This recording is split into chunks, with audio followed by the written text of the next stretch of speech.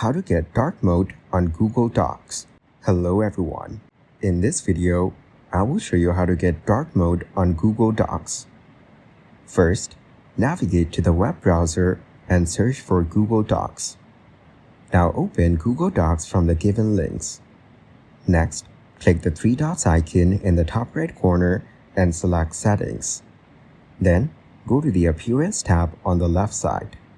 Here, select Dark in the Mode option. If you have the Dark Mode extension, then enable it from the extension bar. If you don't have it, then download it from the Chrome Web Store. Thank you guys for watching this video. Hope you got some value. Make sure to like the video and subscribe to the channel to get notified of new videos. See you in the next one.